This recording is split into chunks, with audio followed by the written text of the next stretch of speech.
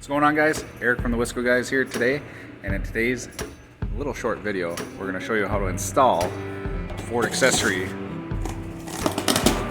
tailpipe chrome extension.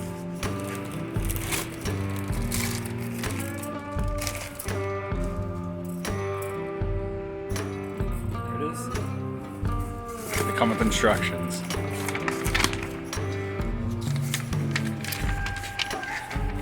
Alright, looks like we put it the right way and then beat the shit out of it with a block of wood. So let's go do it. Get the teeth to bite. Block of wood.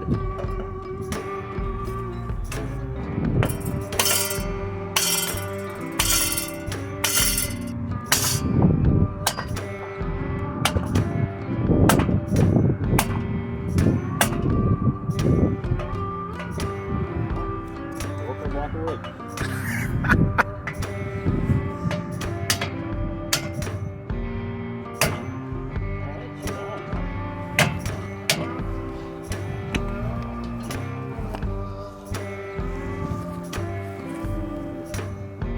That's what it's done. Find yourself a better block of